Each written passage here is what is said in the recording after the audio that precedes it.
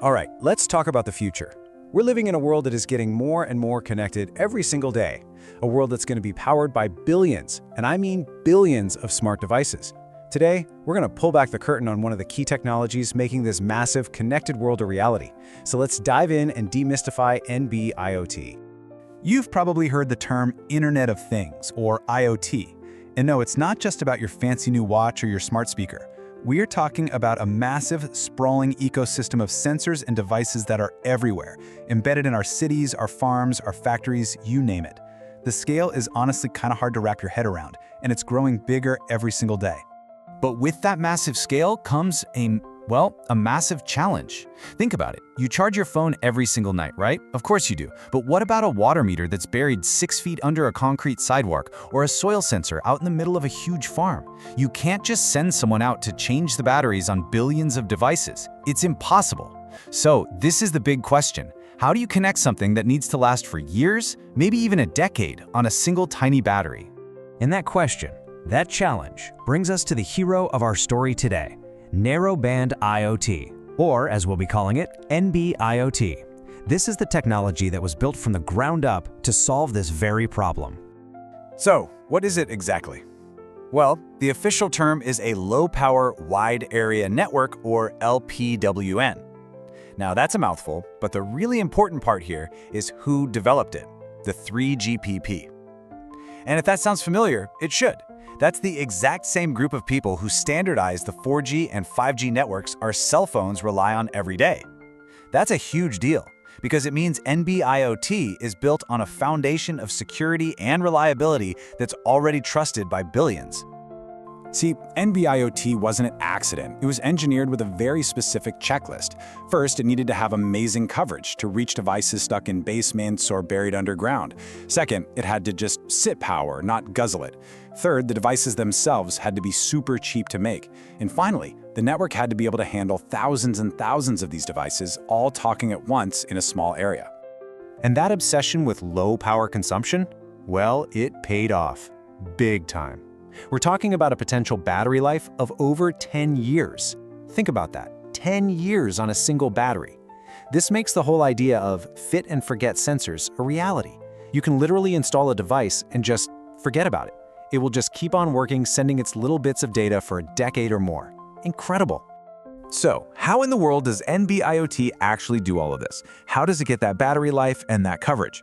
Well, let's pop the hood and take a look at how this technology is implemented, because it's pretty clever. Okay, this is probably the most brilliant part of NB-IoT's entire design. It doesn't need a whole new network built from scratch. Nope. It's designed to piggyback right on top of the existing LTE cellular networks that are already all around us. This is an absolute game changer. It means we can deploy it quickly and cheaply all over the world. It does this using 3 really flexible deployment modes. So think of the big LTE network as a multi-lane highway for data. The in-band mode basically dedicates one of those existing lanes just for NB-IoT traffic. Guard-band mode is even smarter. It uses the space between the lanes, like paving the shoulder of the highway. And standalone mode uses a completely separate frequency, kind of like building a dedicated bike path where an older, unused network used to be. And all this flexibility is exactly why NB-IoT has been rolled out so fast.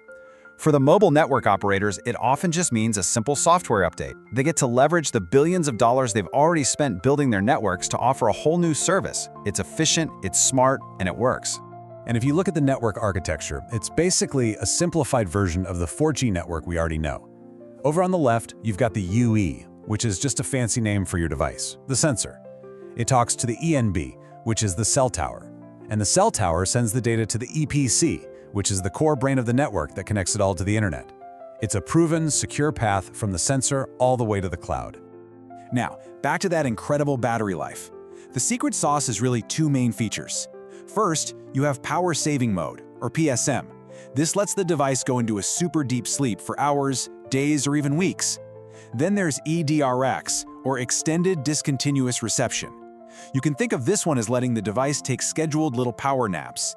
It saves a ton of energy, but allows it to wake up more often to receive messages. Deep sleep versus quick naps, that's the magic. So what about getting a signal into those really tough spots? This quote says it all. 20 decibels better than older technologies. Now, what does that actually mean? Is 20 decibels a lot? Oh yeah, it's a huge improvement in signal strength. It's the difference between your phone having no service in a basement and an NB-IoT water meter down there reporting its data perfectly day in and day out.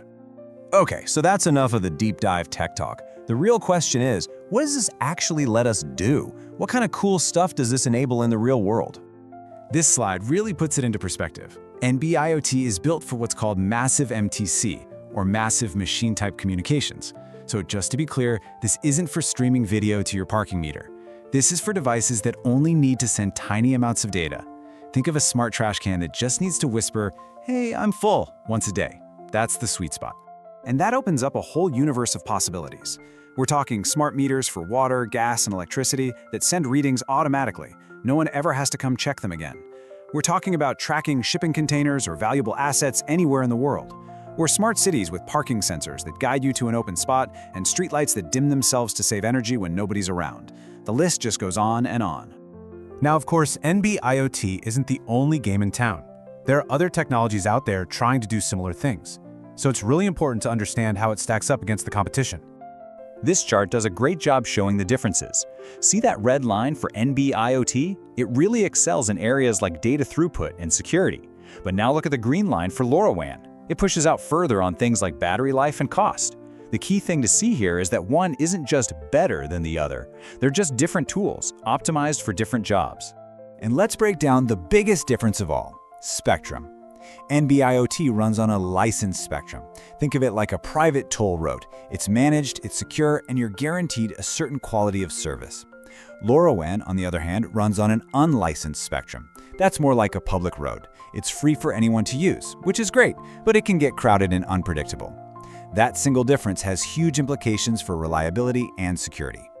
So, the crucial takeaway here is simple. It's not about asking which technology is better, it's about asking which one is best for my specific project. If you need that carrier-grade security and guaranteed reliability for, say, a critical city utility, NB-IoT is an amazing choice. But if you're doing a local farm project where cost is the #1 priority, LoRaWAN might be the perfect fit. It's all about the right tool for the right job. And believe me, deployment is growing like crazy. As more and more of these devices come online, understanding how they work and how to optimize them becomes absolutely essential. This isn't some niche, futuristic technology anymore. It's here, and it's becoming a fundamental part of how our world works. So, let's wrap this up. We have a technology that lets us connect tiny, cheap devices just about anywhere on the planet. And it can do it for more than a decade without us ever having to touch it. That really changes the definition of what's possible. Which leaves us with one final, really exciting question to think about. What will we connect next?